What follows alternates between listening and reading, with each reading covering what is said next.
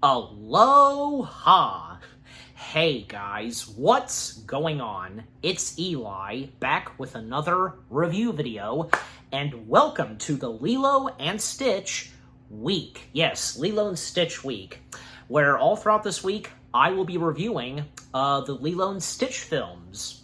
Of course, you know, the animated ones, and yeah, you know the drill. So yeah, of course, have to start with the one that started it all. And yeah, this being one of, the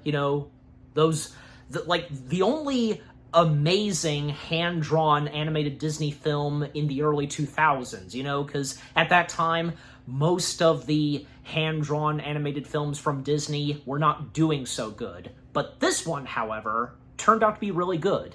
And that, of course, being the first installment, Lilo and Stitch. Yes, the first installment of the Lilo and Stitch franchise. And golly, because who'd have thought that what would come just a year after the movie? Yeah, the first installment, that is. So the first things I have to say about Lilo and Stitch. Well, first off, I guess for a lot of us, early 2000s babies, yeah, seen this movie, and yeah, for me, because I watched this when it came out, say, on DVD, because, no, obviously didn't get to see this in theaters, and, I mean, even though I was young, just, yeah, but, yeah, the memories I have watching Lilo and Stitch, well, obviously, because, yeah, I enjoyed it. I know that my parents did as well, especially my mom, and what Lilo and Stitch has to offer, because Disney is so good for kids on the autism spectrum, Lilo and Stitch is definitely a biggie. And that especially goes for the characters, the title characters, Lilo and Stitch. And Lilo, being on the autism spectrum, and, for a lot of autistic kids, who speak, not that good or anything like that, what I'm saying, gibberish and such, like, yeah, Stitch being a good example. Like, you know what I'm talking about, just, yeah. I think that Lilo and Stitch, the characters themselves, represent really good for kids in the autism spectrum. And I know a friend of mine, that feels the same way too with this movie. Yeah. And just what Lilo and Stitch has to offer from beginning to end with its storytelling, family, Ohana, and the fact that Lilo and Stitch is set in Hawaii, the cast of characters, great casting in this, beautiful animation, and, the watercolors, and, the way it's done, and, it's set in Hawaii, and it's one of those Disney animated films that's very different, not the usual typical, like, Disney animated film that you would see and how they do their characters, because, yeah, having that Chris Sanders style in this, but of course, still having to give that Disney flavor to it, the animation, the fluent animation of Disney, you know what I mean? Just, yeah. Not to mention that the animation for Lilo and Stitch, like, everything's round, if you think about it, because, yeah, even looking at behind the scenes and how Chris does his drawings, they're very round and so on, from the objects, most notably the characters, from the humans and aliens, to even explosions. Yeah, everything is round. And, just the chemistry from these characters and how they adapt in this movie, that especially goes for this guy, this troubled alien at first. And, yeah, when eventually, these characters coming together, Ohana, becoming this family and so on. Just, yeah, that especially goes for Stitch. Yeah. Just what more do I have to say? Lilo and Stitch, the first one that started it all. It's a Disney animated masterpiece without a doubt in the early 2000s. Need I go on? Just, yeah. Okay, so as always, for me, read the description / the story. A tale of a young girl's close encounter with the galaxy's most wanted extraterrestrial. Lilo is a lonely Hawaiian girl who adopts a small, ugly dog, whom she names Stitch. Stitch would be the perfect pet if he weren't, in reality, a genetic experiment who has escaped from an alien planet and crash-landed on Earth. Though her love, faith, an unwavering belief in Ohana, the Hawaiian concept of family, Lilo helps unlock Stitch's heart and gives him the ability to care for someone else. Okay, so a little bit of background, because yeah, as I sometimes do. Well, because Lilo and Stitch, this all began from the genius mind of the one and only Chris Sanders. Now, he had this idea, I believe, yeah, going back to the early 1980s, I think, yeah, around 1985. He had this idea for a children's book that would have, you know, Stitch. And Stitch was very different looking than how we know and love him today. The Stitch that we know so well, we recognize his look and image. Yeah, his look and image was completely different. He was like half armadillo, half lizard. Which, you know, that would explain, like, why Stitch. The final version of Stitch does roll around. But yeah, he had this idea for doing something with this character Stitch, and first, like, pitching it as a children's book, which didn't come to be. And Chris, having been a part of Disney, yeah, at some point, and because he was doing a fantastic job on some of the Disney films he was working on, from, say, Beauty and the Beast, The Lion King, and most notably Mulan, when it came to Mulan, and after Mulan's completion and release, good old Tom Schumacher, he was interested in Chris's pitch and put him on the spot, like, when at one point, Schumacher invited Chris to have dinner, I believe at the Swan and Dolphin Resort, I want to say. Yeah. You know, telling him that he ought to pitch his idea that he had all these years, or he's gonna end up, like, singing, doing karaoke while they're having dinner and such. But yeah, so eventually Chris gave in and, you know, pitched this idea he had, and yeah, this is good on Tom Schumacher's part, because had it not been for Tom Schumacher, approving and giving Chris the green lit to do what Chris wanted to do, make his very own Disney animated feature on this character named Stitch, yeah. Without Tom Schumacher, well, we probably wouldn't have had Lilo and Stitch. Not to mention that Schumacher also suggested on having Chris's animation buddy, Dean DeBlois, if I'm pronouncing his last name right, because I might be, but you know who I'm talking about, of course. Yeah, Chris and Dean, they had been animation buddy/partners for quite a while, and even Dean got his start when he was working with Don Bluth himself. And secretly, Chris and Dean were, you know, working and developing on Stitch, and Schumacher was like, let's stop this and bring him on board. You know, let's make it official. So yeah, both Chris and Dean would become the co-directors of Lilo and Stitch. And thus, yeah, production going underway, developing Chris's idea for doing this movie on this alien, which being Stitch. And it was very different at first, because Stitch originally was supposed to be an intergalactic gangster.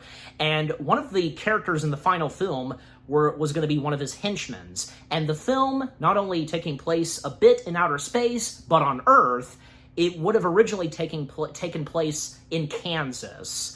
But eventually it was changed to Hawaii when, yeah, the idea came on having this set in Hawaii, and even when they did a research trip, and more changes came to the project when, you know, more changes came for the character of Stitch, like not acting like a 31 alien adult or something, and that was on Roy Disney, who didn't like this idea at first with the character of Stitch. So yeah, so that also goes for Roy Disney for, you know, stepping in, and you know, for both Schumacher and Disney, without the two of them, because yeah, who knows, like, what Lilo and Stitch would have been like, you know what I'm saying? It would have been completely different, but yeah, just overall, everything going underway, and thus, you know, when it came to them working on it and whom they got to voice the characters, and even, say, Chris getting to voice his own creation. Yeah,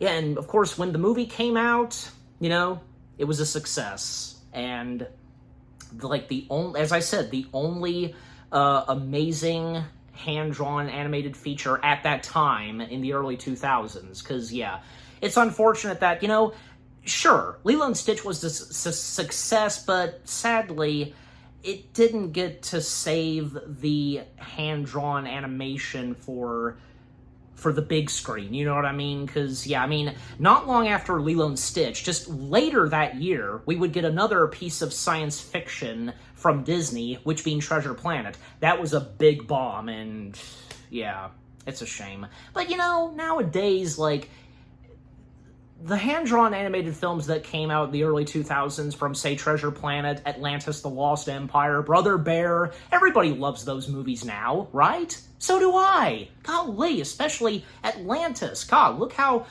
big Atlantis has gotten a cult following, just, you know. Anyways, but, yeah. So, Lilo and Stitch, this be, you know, the best one to come from the early 2000s, like, yeah, so... And, you know, the fact that both Lilo and Stitch and Treasure Planet got nominated for Best Animated Feature, you know, I think, it seemed like, yeah, the biggest tie was Lilo and Stitch and Hayao Miyazaki's Spirited Away. That was tough competition. But, yeah, in the end, at the Oscars, Spirited Away won its first, it was the first Hayao Miyazaki / Studio Ghibli film to win Best Animated Feature. Yeah. Because, yeah, Spirited Away, Lilo and Stitch, Treasure Planet, and Ice Age. Yeah. But more than likely, it seemed like the biggies were Lilo and Stitch and Spirited Away. And Spirited Away ended up with the Oscar. But, yeah. And I'm pretty sure, yeah, because Lilo and Stitch and Spirited Away, they were two of the biggest animated films to come out that year. As well as Ice Age. Ice Age was there, right? But, yeah, so, anyways.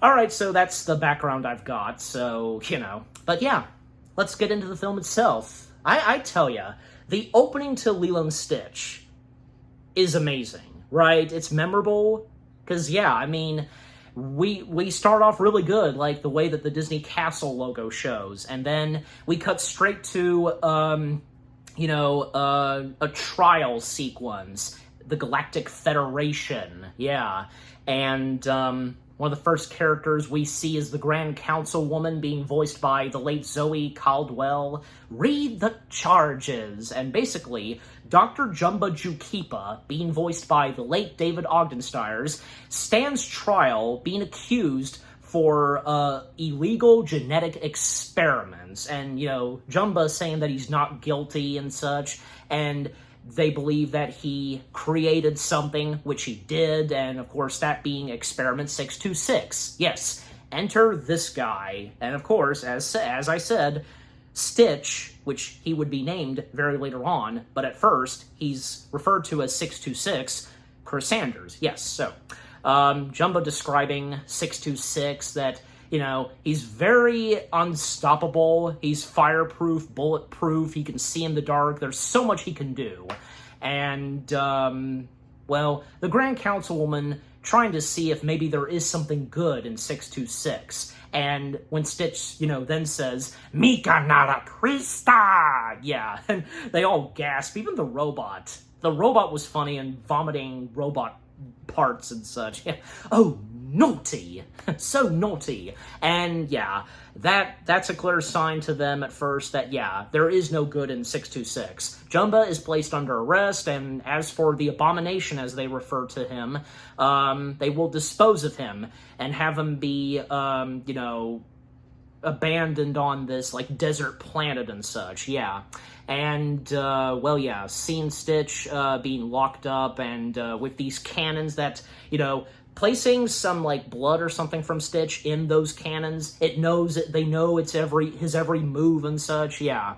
And, by the way, Captain Gantu, yes, can't forget to mention Captain Gantu. And Captain Gantu being voiced by Kevin Michael Richardson, yeah.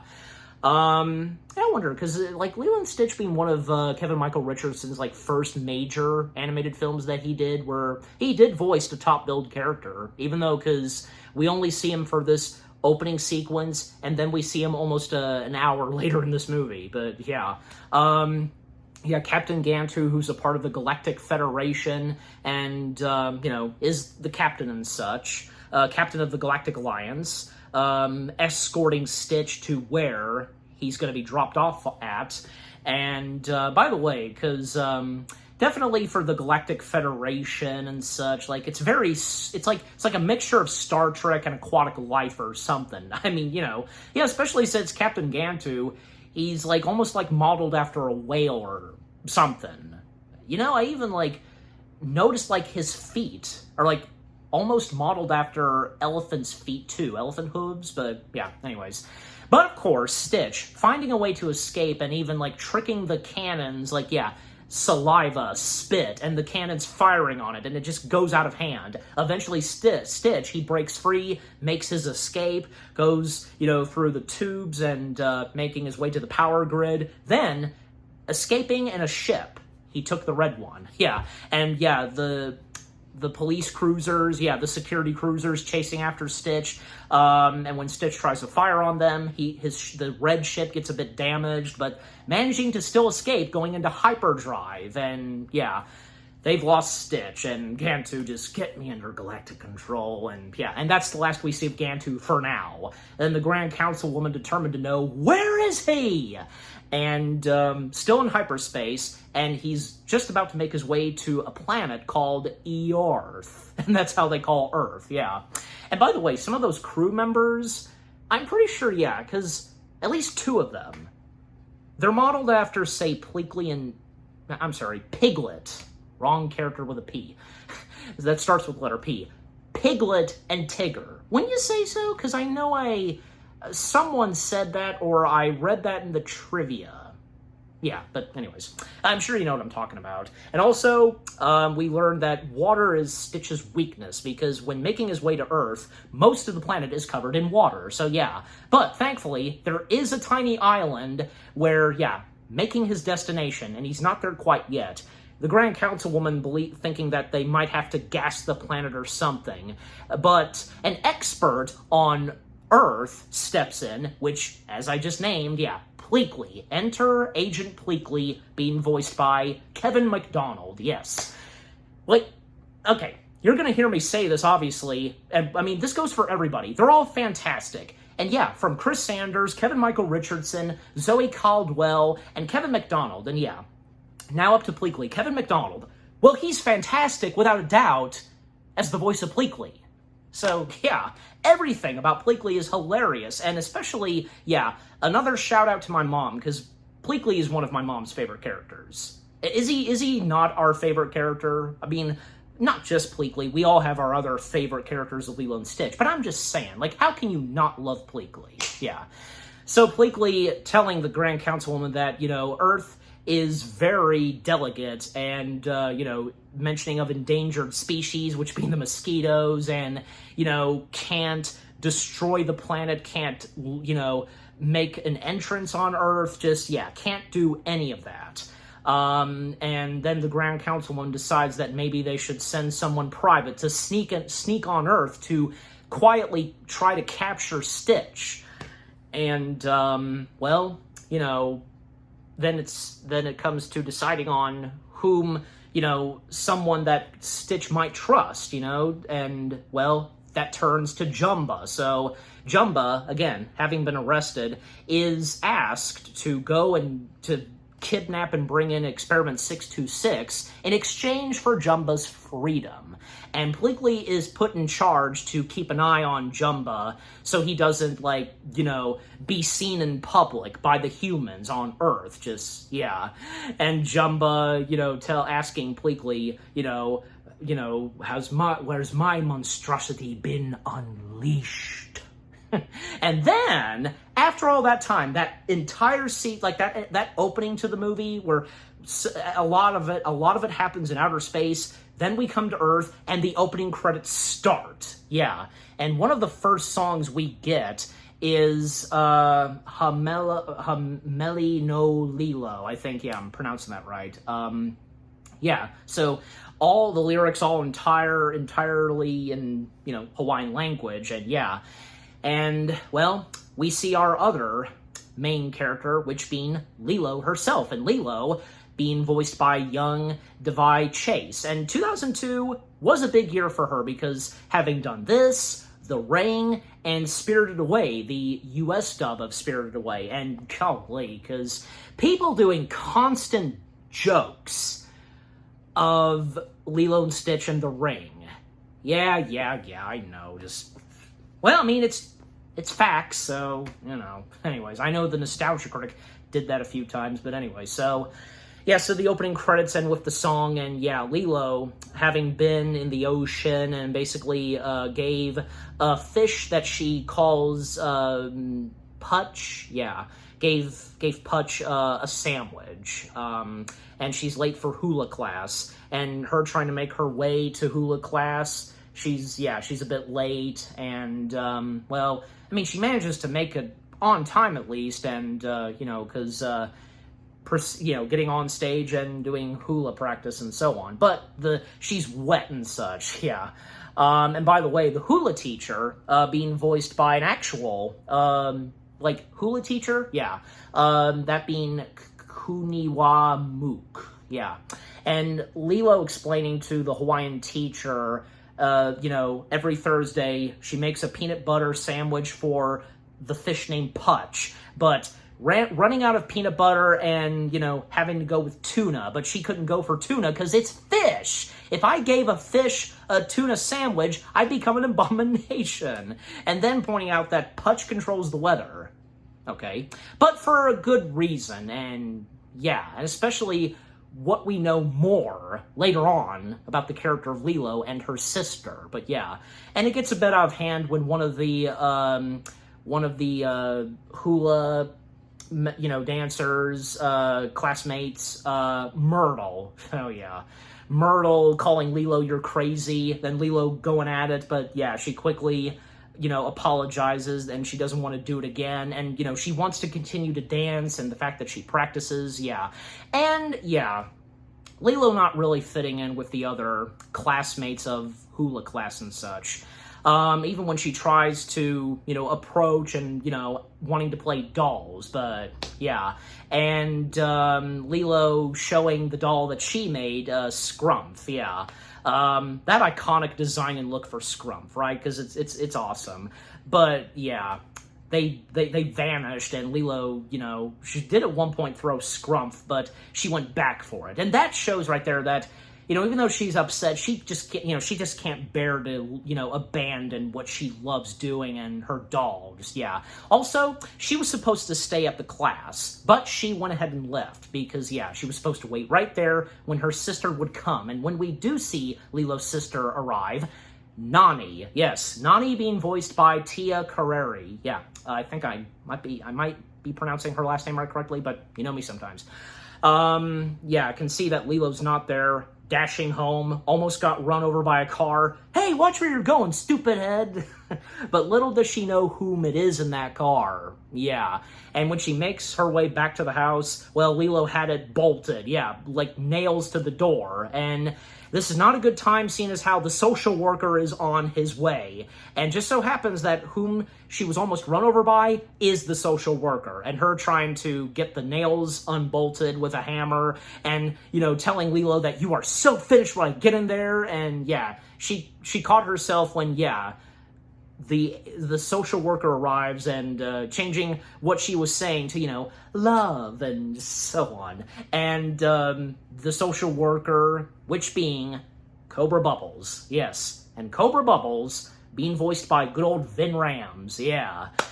Yeah, Nani trying to make a good impression on Cobra, aka the social worker, but yeah, in the end, it doesn't go that well, because, trying to show that everything's going good, but, yeah, there are clear signs even when, Lilo meets with Cobra, and the way she interacts with Cobra, just, golly, discipline and so on, just, yeah. And Cobra can see that, yeah, I am the one they call when things go wrong. And, yeah, so it doesn't go well to Cobra's liking, and tells Nani that she has 3 days to change his mind if things do go well. Also, a funny moment where Lilo makes these, spoons or sporks that resemble Myrtle and her friends, and putting it in, a pickle jar, shaking it. My friends need to be punished. And Cobra giving Lilo a card. Call me next time if anything goes wrong. Yep. And after Cobra closes the door, Nani turns to Lilo, and yeah, Lilo runs for it, and Nani confronting Lilo. And yes, there's no escaping to mention this, because yeah, on Disney Plus, you know where I'm going with this, because yeah, Now, of course, us having watched the DVD version of Lilo and Stitch, I mean, heck, obviously, because when it did come out in theaters, but yeah, when it came to Disney Plus, there was one change, and that being where, yeah, Lilo originally was in a dryer, but instead, in this, like, drawer, and a pizza box is there. Why? I mean, what's up with that? Like, this is a laundry room. Like, I don't know. I mean, I guess, like, what? Don't want to encourage kids to go in a dryer, I guess, but good lord. Anyways, not that I want to make a big deal about it, I'm just saying, but yeah. Then it gets a bit out of hand between Lilo, Nani, and, you know, because, Nani, you know, telling Lilo, because why didn't you wait at the school, and so on, just, yeah. Why don't you sell me for a rabbit, and so on, just, go to your room! But later that evening, everything's cooled down, and Nani and Lilo talk things out, and, you know, the fact that, I think for a lot of people, where it seems like they may be mother and daughter, no, because Nani is Lilo's older sister, and, you know, it's a nice sequence, and, you know, when things, you know, are good between Nani and Lilo after they blew up in each other's faces early on, just, yeah, with what they have to say to one another, and, you know, of course they're on good terms, and hey, that's sisters for you, right? That's siblings. Even, you know, especially, like, if the older sibling is looking after the young sibling, yeah. Also, apparently, Lilo having a I don't know, because I'm not the only one that's saying this, because I know I heard it from, like, what, one or two other people, especially my friends over at So You Want to Be an Imagineer, Lilo having a fat fetish or something, because she's taking pictures and it's on a wall of fat people. I don't know. I guess, my guess is she just likes taking pictures of people, especially on the beach. I don't know. Anyways. So, but then, at one point, out of nowhere, something is falling from the sky. The power goes off for a few seconds, and Lilo thinking it's a flying star. I mean, it's green and it's crashing, and thinking that it is a flying star, and you know, making a wish, and thus, yeah, you know, booting Nani out of her room, and she needs privacy to make her wish, you know, and she's wishing for, you know, wanting someone to be her friend, maybe send an angel. And Nani hearing this, and what would happen the next day? Yeah, and if it's not obvious what had crash landed, it's Stitch, yeah. The ship crashed, and now Stitch is loose on the Hawaiian island, and by the way, because the name of the Hawaiian island is, and pardon me, because I'm probably going to butcher it, it's the Hawaiian island of Kauai, if I'm even saying that right, yeah. And yeah, it's the main fictional town of Kauai, being inspired by the real-life town of Hanapipi.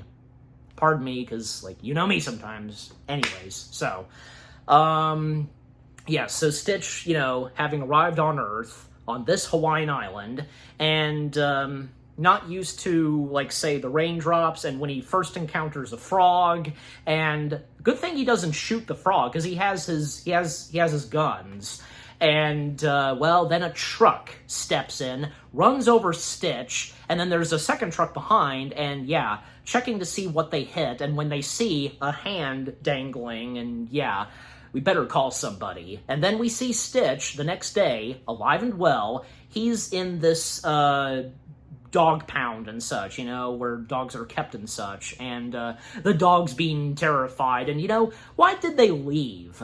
Why did they put him there if they presumed he was dead? Beats me. I mean, who cares? Anyways, and just so happens that even Stitch heard some voices, and, well, happens to be Nani and Lilo. They're looking for a dog, and, yeah, the rescue lady, being voiced by Susan Hegarty, if I'm saying that right, yeah. Lilo being allowed to go back there and to pick out a dog, but there's no dogs in sight because they've all, like, climbed up and to stay away from Stitch. But Stitch, you know, taking it upon himself to act like a dog, and when seeing a poster with a dog and a child, and yeah, Stitch hiding his antennas, his other two arms, yeah, and acting like a dog, and yeah, hi. And Lilo picks Stitch, yeah. But the rescue lady and Nani, they're shocked by the sight of Stitch. But in the end, Lilo chooses this dog, or so she thinks it's a dog, and naming the dog Stitch. Yes, getting his name Stitch, thanks to Lilo. By the way, that contract, or like, not contract, that piece of pink paper, when buying Stitch, because you will miss it, because apparently it's like, what, a contract or something, like, the final agreements of making the Lilo and Stitch movie. I don't know, because it has the director's name on it. I'm sure you know what I'm talking about. Just that's pretty funny. But you could easily miss it, yeah, because you just, like, blink for a second and you might miss what it reads. But anyways. And Lilo wanting to buy the dog, like, stopping Nani from giving the $2, and yeah, I want to buy him, and thus, yeah. So thus, Stitch was purchased and such, yeah. By the way, Stitch did try to escape the dog shelter / pound a little earlier before he encountered Lilo, because when he tried to do so, gunfire was targeted at him, and it's Jumba, and he recognizes Jumba's voice, and he went back in there, yeah. And yeah, Jumba and Pleakley, they've made their way to Earth, trying to capture and bring in Stitch. Little does say Lilo and Nani know what's going on, and yeah. And even, like, Stitch kind of using Lilo as a shield, and yeah, Pleakley stopping Jumba from harming the little girl, and, having Jumba be educated, educate yourself, and using that little girl for a shield. This is low even for you!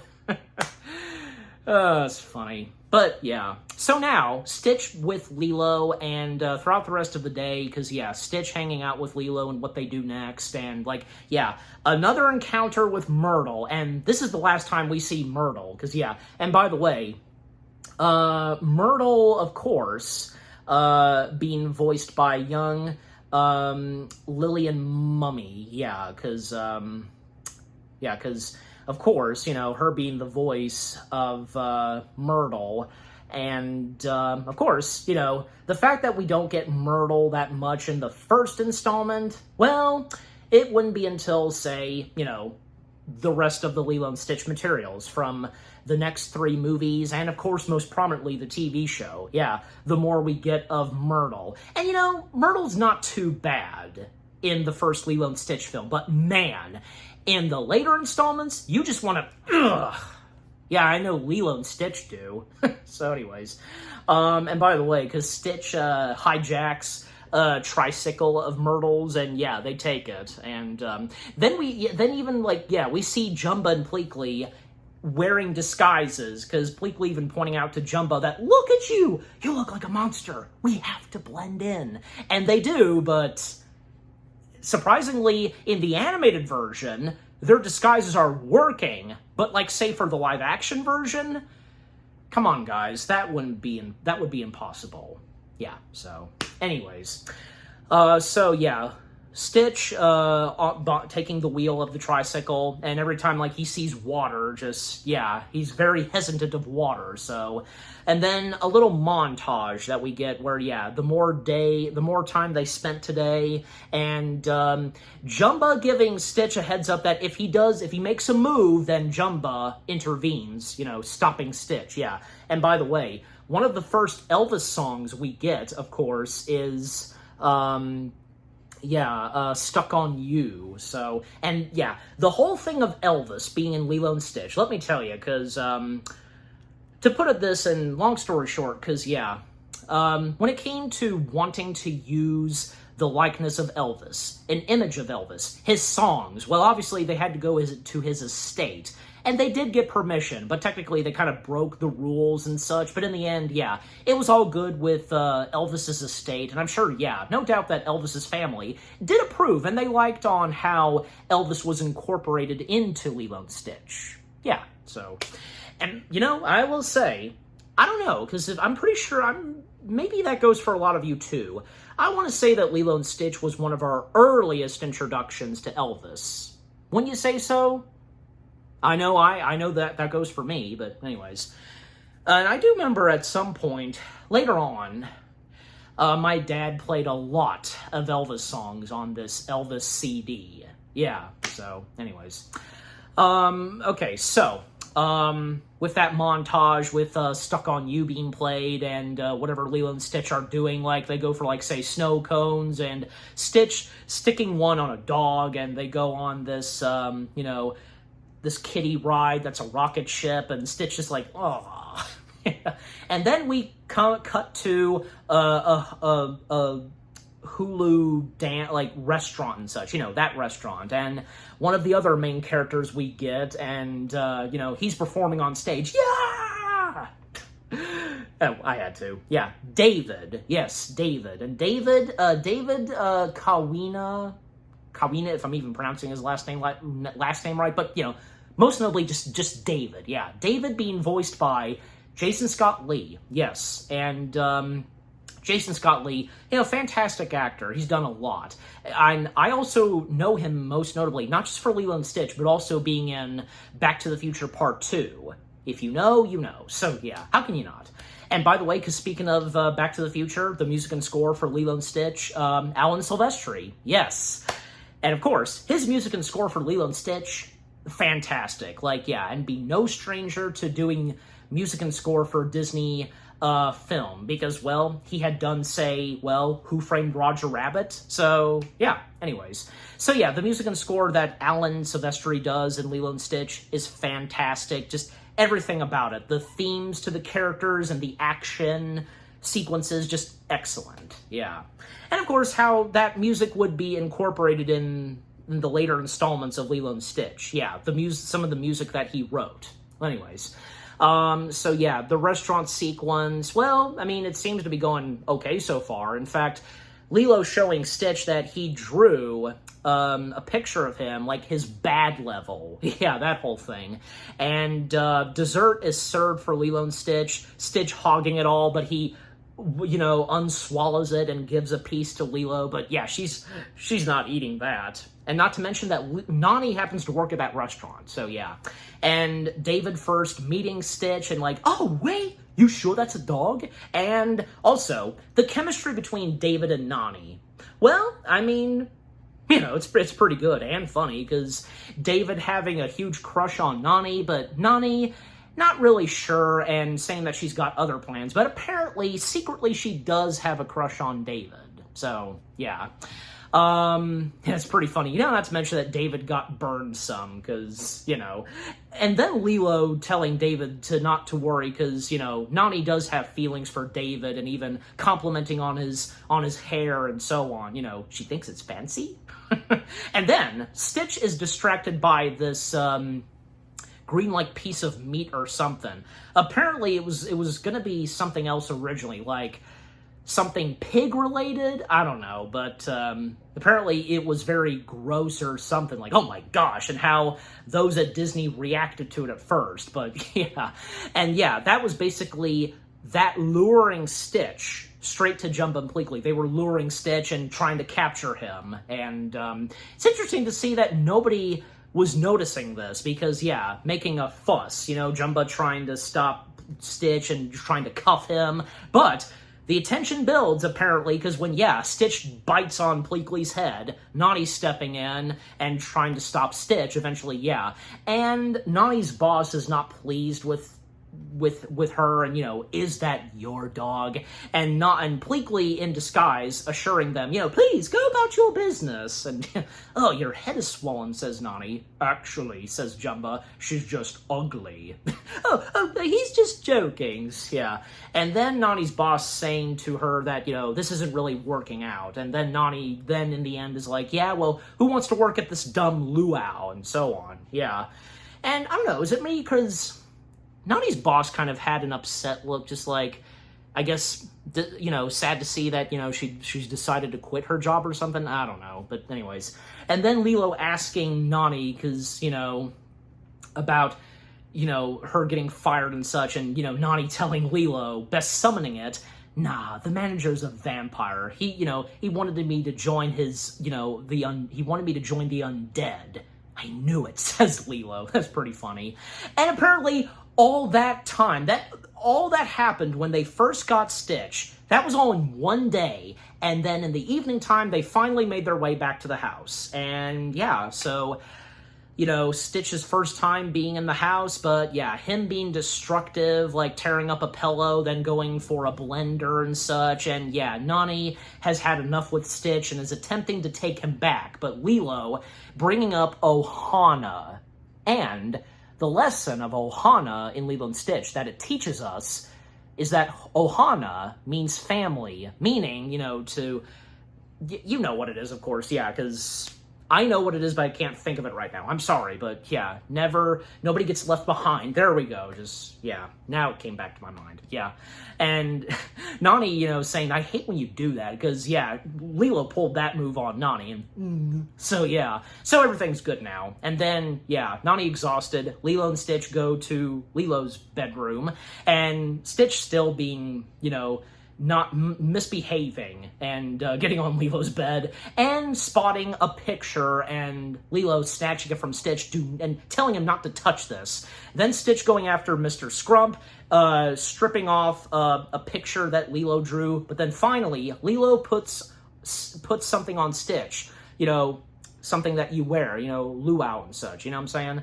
And yeah, Stitch just like, and then he collapses because, yeah, what just happened to Stitch with what Lilo did was so innocent and so on. Yeah.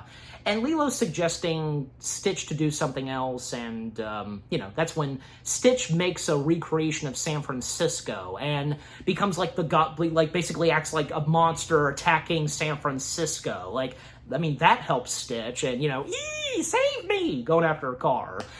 Outside of the house, Jumbo and Pleakley are camping and still keeping an eye on Stitch. And then, Pleakley at one point, you know, putting on a wig, Jumbo wants to try it on, sure, and then a mosquito landing on Pleakley, yeah. Then more mosquitoes land on Pleakley, but, yeah, when they're all built up on Pleakley, he gets stung. And a distant shot, we hear him scream, just, yeah, obviously very painful with those amount of mosquitoes. And then there's a funny moment where Stitch, like, he scares Nani some when, yeah, Nani was on the phone with David, like, thinking that Stitch could be an evil koala or something, and when she's looking at a book of different breed of dogs, Stitch came in, took a soda, and looked back at Nani, and it's like, the face means, like, you didn't see anything. And then we come to this sequence where, yeah, because Jumba is surprised of what 626 is doing, because now Stitch has calmed down, and, you know, what Jumba says is pretty good, you know, what must it be like, so on, so, just, yeah. And then Stitch looking at some books, and then he comes up to this one book, and which being The Ugly Duckling, and that having an important part on Stitch, and as the film proceeds. And when waking up Lilo, wanting to know about this story, and when Lilo explains about the Ugly Duckling, because the Ugly Duckling at one point lost his family, nobody wants him, but in the end, the Ugly Duckling did reunite with his family. And yeah, because, again, the Ugly Duckling story having a big influence on Stitch, and by the way, because that was Pixar's idea, as I recall. Yeah, especially, like, from, say, yeah, because, like, Joe Ranft and Joe Grant, the two late Joes of Disney and Pixar, yeah. Joe Grant of Disney and Joe Ranft of Pixar. Like, they were involved in this, too, as I recall. Yeah, but just most notably Pixar. I'm sure maybe some of you know this, but yeah. It was their idea of the whole Ugly Duckling thing. Not to mention that, the pages of the Ugly Duckling book are modeled after the Ugly Duckling cartoon that Disney did do in the old days of the cartoons, you know, like from the 40s and 50s. So that's really cool, and that makes sense. You know, what better way for, you know, incorporating the Ugly Duckling into Lilo and Stitch, and well, because of the fact that Disney already did the Ugly Duckling. You know what I'm saying. And then Lilo, you know, sees Stitch and, like, saying to Stitch that you look like an Elvis fan. And by the next morning, Lilo shows off Nani what Stitch can do, placing his finger on a record player, and by opening his mouth, out comes an Elvis song. It's funny. And this would be the beginning of Elvis being a huge influence on Stitch. Yeah, Suspicious Minds. That's the song that's playing when, yeah, Stitch's mouth is opening and closing. I want to say that kind of became a meme for a while. I know, especially, like, in some YouTube poops, because, yeah, different music playing with Stitch's mouth opening and closing. I remember, and, like, because, like, some I can remember are, like, say, everybody dance now, or M-I-C-K-E-Y, I think you know what I'm talking about. Just, yeah, I have a good feeling that, yes, this was a meme for a while. And it kind of makes sense, because he could just, like, you know, insert any music that... Anyways.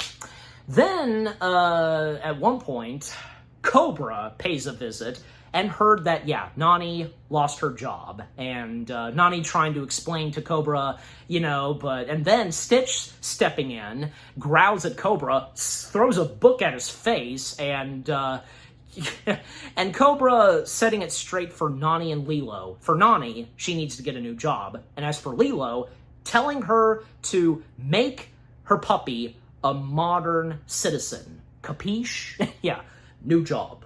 Modern citizen. And putting on those glasses that were knocked off by Stitch, putting them on, one of them pops off. Just, yeah, good day. And then we get another montage and another Elvis song that plays, which of course being You're the Devil in Disguise. Yeah, that's a pretty good Elvis song. Yeah. You're the devil in disguise.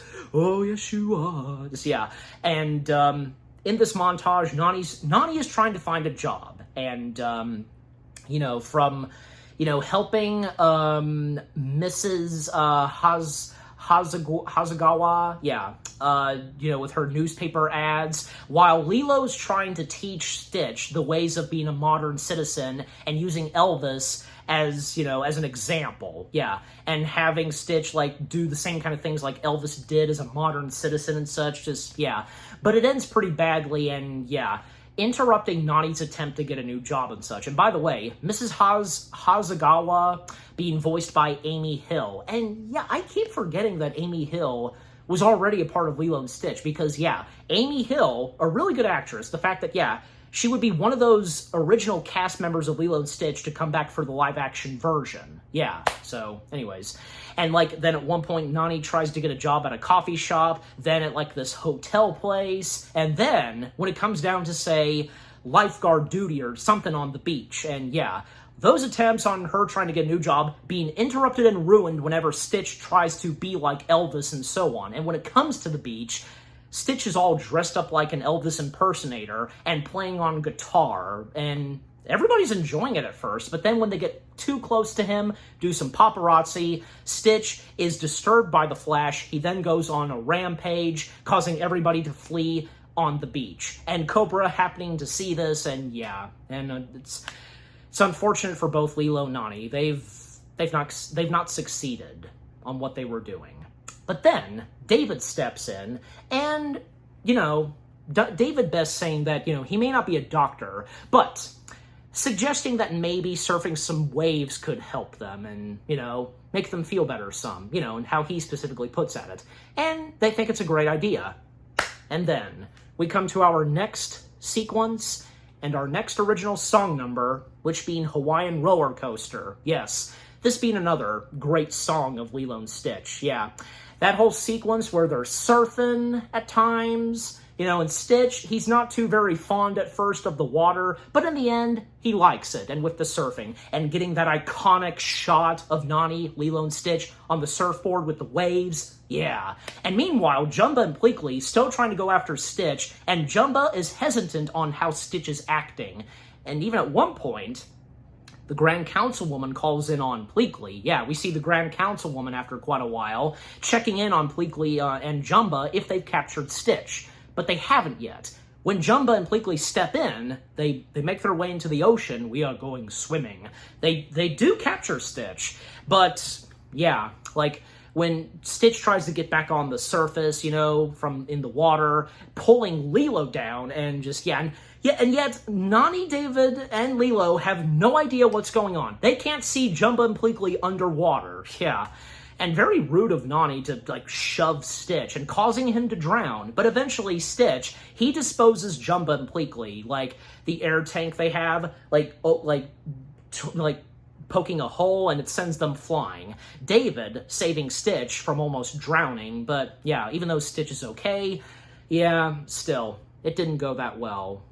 And then Cobra stepping in, and you know, Cobra, he knows, and he shows that he knows that Nani's trying, but, he's just doing his duty and wanting to do what's best for Lilo. Yeah. So he's not, he has heart, of course, and knows that, but at the same time, yeah, just when it seems like things are not looking good and, wanting to do what's best for Lilo, yeah. And Cobra telling Nani that by tomorrow, he'll arrive, and thus, yeah. And, Nani and Lilo disembark, Stitch remains at the beach, and David saying directly to Stitch that, thinking that, they did have a chance, Nani and Lilo, then this is targeted at Stitch when David then says, then you came in. Now, okay, David does have a point, but at the same time, he's just frustrated and sad for Nani and Lilo, the situation that they're in. But David is not aware of what was happening before Stitch stepped in. Even the nostalgia critic pointed that out, definitely. But yeah, then a little later, when Stitch does make his way back to the house, and Lilo and Nani, they're sitting on this swing, and they have flowers in their hair, and, the bit of talk that Lilo and Nani have, which then leads to Nani singing a special song, Aloha Oi, that song, and of course, that's a song that Elvis did sing, yeah. And by taking the flowers, and, they let them go, the wind takes them. And then Stitch, back in Lilo's room, and, looking at the Ugly Duckling book, and, was planning to leave, and thus that's what he does. And Lilo, understanding, why Stitch wants to leave and such, yeah, the dialogue that Lilo says to Stitch, yeah, it's quite emotional. It really is. And it really comes up to that point where, yeah, Stitch's heart does open. And when he does disembark, he's out in, the woods, the Hawaiian woods, I guess you could say, yeah, and reading and looking at the Ugly Duckling book, and, lost, and reading on the Ugly Duckling book, then looking all around him, and then him saying, I'm lost. That hits you there, does it? Just, yeah. This character definitely coming a long way in this movie, up to this point.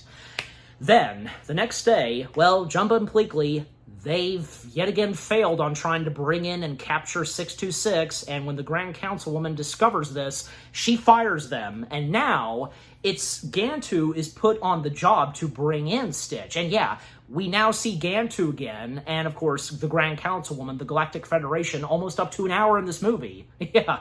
And Jumba is delighted by this, that they've been fired, and, Jumba's like, we're fired! Now, we do it my way! And yeah, thus, Jumba will do it his way. But, oh boy, what he's gonna do, just, yeah.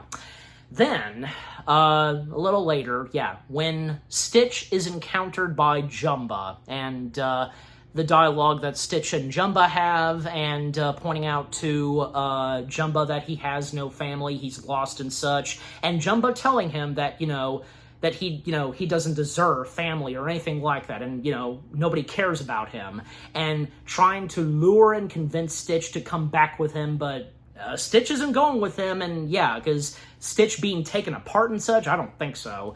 Then when we come back to the house, yeah, sometime soon, yeah, with Cobra on his way, yeah, it's a very sad time right now for Lilo and Nani, but David steps in when he arrives, and informs Nani that he might have found a job for her, and, they've got to hurry. So this could be the chance that Nani was looking for, and thus, yeah, and telling Lilo to not answer the door for anybody, and that she'll be right back, and thanking David for this, and, I owe you one. That's okay, you can date me and we can be even. Oh, that was pretty funny. Yeah, just date already, David and Nani. Good lord. You've been dragging... not to mention that had been dragging on for quite a while. Golly. Anyways, you would think by, say, Leroy and Stitch, but apparently no. I guess we can presume. But anyways, so, not long after they disembarked, Stitch and Jumba step in, and Stitch making his way back to the house, and that whole sequence where, yeah, Lilo first sees Jumba and Pleakley, actual aliens, and an alien invasion in the house. Stitch stopping and defeating Jumba, and destroying and damaging the house from piece by piece, and Pleakley just, no! Just... And even when Lilo phones in Cobra informing him that aliens are attacking her house, Pleakley stepping in, no aliens, everything's under control, and yeah, and then Cobra's like, Lilo, who was that? Oh good, my dog found the chainsaw, and which he did. Not to mention taking Nani's Volkswagen Beetle, throwing it around and such, the more destruction they cause in the house.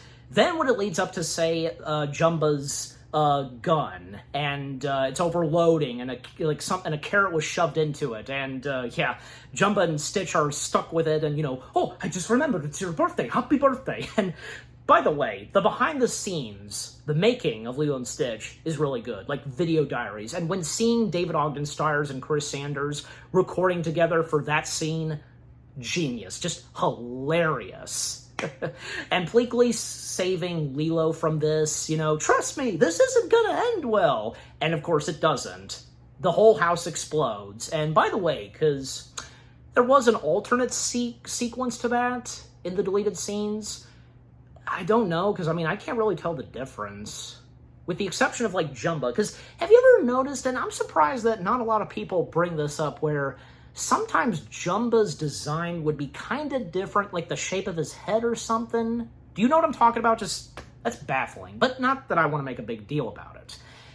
Anyways, so, after the whole house explodes, and yeah, even when Nani, she seemed to, yes, now get the job, well, yeah, bad timing. A fire truck makes its way, it turns left. Nani was hoping that it wouldn't turn left, which it does. By the way, there are a few license plates from a fire truck to a truck that Stitch drives in the climax that has A113.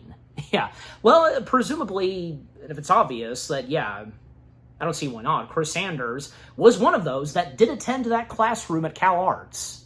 So yeah, anyways, so yeah. Things end pretty badly, and, yeah, Lilo was about to be taken away by Cobra, but, yeah, Lilo, she's had enough. She disappears, gets out of Cobra's vehicle, and, well, Stitch, feeling really bad for what's happened, and thankfully, the picture that has Lilo and Nani's parents, and, I forgot to bring this up, because, yeah, Lilo does explain to Stitch on what happened to her and Nani's parents, because sadly, at one point they went for a drive, and there was a huge storm, and it caused their car to crash, and sadly they both lost their lives. And that's when Nani and Lilo, they became a broken family. Yeah. So thankfully that picture survived, and when Stitch meets up with Lilo, Lilo is upset with Stitch, blaming this on Stitch, that he ruined everything. And, well, Stitch revealing to Lilo that he's one of them. He's an alien, and Lilo's had enough. Get out of here, Stitch. But all of that is interrupted when Gantu steps in and captures Stitch, but also Lilo. And Nani, when she sees Gantu, well, she's all caught up on what's happening, literally. And Gantu, now finally having captured 626, and when noticing Lilo, he's like, and look, I even caught you a snack. Like, Gantu thinks that Stitch might gobble Lilo, but no. And Lilo, yeah, Nani can see that, not only Stitch, but most notably Lilo's been captured. Thankfully, Stitch managed to escape from that container, squeeze himself out of there, so now only Lilo's in there. And, well, Nani confronting Stitch, having a good idea that, yes, Stitch is like whom she just saw, Gantu, and has a good feeling that Stitch will talk, and yeah. And then, of course, Jumba and Pleakley stepping in, and Nani seeing Jumba and Pleakley, and turning to them, asking, where's Lilo? And Jumba pretending, and that also goes for Pleakley, like, sorry, we don't know, and great voice acting from them in this sequence, and that, of course, goes for Tia, because what she delivers is Nani, letting it out on them, and just, yeah. And then Jumba, like, we know her. And they only came for Stitch. There's nothing they can do to save Lilo. And Pleakley, look, he's trying to cheer things, like, he's trying to patch things up for Nani, but not really helping. Because when Pleakley then says to Nani, look at the bright side, you won't have to yell at anyone anymore. Yeah. He was trying to help, but it didn't work. And Nani, because by that point, just everything's gone downhill for Nani. But Stitch stepping in and thus saying to Nani, Ohana. And then, Stitch turning to Jumba and Pleakley, Gambu Gugandi, and after all you put me through, you ask me to help you just like that? And he's very persuasive. Jumba gives in. And then we come to one of my favorite sequences in Lilo and Stitch. I don't know, because for me personally, I love the third act of the film, the climax. It's just one of my favorites. I'm just simply saying, because, them boarding their ship, because, how else did they make their way on Earth? And when Jumba points out to Stitch, what, you think we walked? And and I can't escape from talking about this as well. Yes, of course I have to bring this up. I'm sure as a lot of you know, that sequence where they're going after and chasing Gantu, and then Gantu starts chasing them, firing them, because seeing that 626 has escaped. Well, that sequence was originally Jumba, Pleakley, Nani, and Stitch hijacking an airplane, and we would have seen them flying through the cities of the Hawaiian island, and the wheels of the plane would be, rolling on the building and such, Well, when September 11th happened, that didn't seem appropriate anymore. And thus, Chris, Dean, and the team of Lilo and Stitch assured Disney that, don't worry, we're changing this. And best said by Chris Sanders. I'm sorry, Nostalgia Critic, because we know that the Nostalgia Critic definitely brought this up in his review, but And I don't know, would, as of today, could that be restored as of today? I mean, beats me, but I don't know. The final version of that chase sequence where they're flying in the spaceship, it's fine. It works perfectly fine. Again, how else did Jumba and Pleakley got there? I mean, I guess you can make the argument that maybe the Galactic Federation just dropped them off there or something, but I don't know. Probably because, I'm guessing that, the Galactic Federation just lended Jumba and Pleakley a spaceship that would become officially their ship of their very own, the big red ship, and that has that car horn, da-da-da-da-da-da-da-da-da-da-da. But the final version, it's pretty good, So just that whole sequence where they're flying around and Gantu then chasing after them and Stitch attempting to, jump off from the ship to the next and, to save Lilo. But, Gantu disposing Stitch, with the fire, the flames coming from the rockets behind his ship, and Stitch bouncing on the hills, and then when he comes face to face with the frog again, then when an incoming truck comes in, because Lilo calling out to Stitch, don't leave me, okay? Okay, because he sits down the frog and, hijacks the truck, and he's driving the truck to a nearby volcano. And with that, and knowing what this truck is, this is going to cause an explosion. And Gantu and his ship approaching where Stitch is, gonna take him down. Abomination. Stupid head, says Stitch, and poking a hole and causing, a huge explosion. Stitch goes flying straight into Gantu's ship, breaking the window, and Gantu, insulting Stitch and, are so cute and fluffy, throwing Gantu right out of the ship. And Gantu, who, he lands on Jumba and Pleakley's ship, fires on his ship, trying to shoot down Stitch. Stitch finally saves Lilo, and Lilo's saying, you came back, and Stitch, nobody gets left behind. And if you might quickly miss this, Lilo kissing Stitch on the nose, and but they jump off in time when, Gantu's ship explodes. And they succeeded. And then, Jumba and Pleakley's ship, crashing in the ocean right where David is. And it was so funny. And when, Lilo asking David if he can give them a ride back to shore. And David's like, sure, but I have to make 2 trips, And it's pretty funny because how, you wonder how he got, say, Pleakley, Jumba, and Gantu on his surfboard. You know, not to mention that, you know, there have been times where David did interact with Pleakley and Jumba, but never once with Gantu. Did you realize that? That would have been nice. Imagine what their interactions would have been like.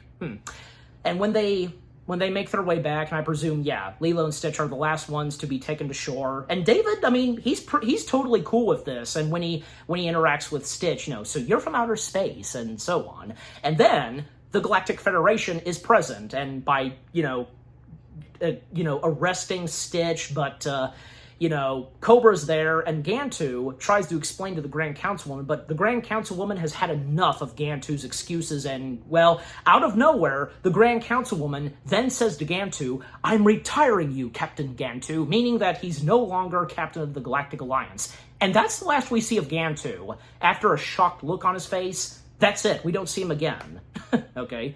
But where he would end up next, oh yeah, but until we get there. Anyways. And the Grand Councilwoman also being very upset towards Pleakley and Jumba and what she's considering to do with them, as well as Stitch. And yeah, because when even Stitch tells the Grand Councilwoman that, "My name Stitch," and the Grand Councilwoman being shocked by this, and then Stitch asking, "Does Stitch have to go on the ship?" "Yes." "Can Stitch say goodbye?" "Yes." "Thank you." "Who are you?" And what Stitch says next is so good. "This is my family. I found it all on my own. It's little, but still good. Yeah, very good." And, well, the Grand Councilwoman, now she feels bad, and even when Pleakley asks her, does he really have to go, and there's no other choice. However, thanks to Cobra, he mentions to Lilo, "Did you buy that thing at the shelter?" Pointing out, and yeah, the piece of pink paper, and pointing out to the Grand Councilwoman that 3 days ago, yes, 3 days ago, she bought Stitch at the shelter. And see the signature? You know, I bought him. You take him, you're stealing. And yeah, and again, good on Cobra. And not to mention that the Grand Councilwoman does recognize Cobra, and Cobra explaining to her, CIA, 1973, Roswell. "Oh yes, you had hair then." I presume he had like an afro or something, probably. And thus, yeah, then the Grand Councilwoman decides that, yeah, they're not going to take in Stitch. Stitch will remain on Earth. This will be where he will reside, and yeah, of course, you know, belonging to Lilo and Nani. And not to mention that the family, which being Lilo, Nani, and Stitch, is now under the protection of the Galactic Federation. And the Grand Councilwoman also explaining that they will be checking in from time to time. And Cobra then saying, "I was afraid you might say that. This won't look good back at headquarters," as he pulls down his glasses. "I know what you mean." Because, yeah, of course, she knows. And Jumba and Pleakley wave at her. She waves back.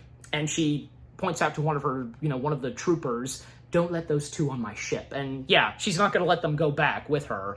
And now Jumba and Pleakley are stuck on Earth, but at the same time, they're now part of Ohana family. Yes. And yeah, after the Grand Councilwoman disembarks, well, Nani asking Cobra, CIA, and, Cobra explaining that, convinced an alien race that mosquitoes were once an endangered species. Obviously, this is a direct reference to Pleakley, so yeah. And with his kind. And, then Cobra saying, "Now about your house." And then the last sequence we get is where, yeah, they've reconstructed the house better than ever, and thus, it fits Jumba and Pleakley. They fit in this house, yeah. And we get one last montage where, and here's the thing, another fun fact, originally, the film was supposed to end off with them building the house, and then it would cut to, say, the pictures and the end credits, just, yeah.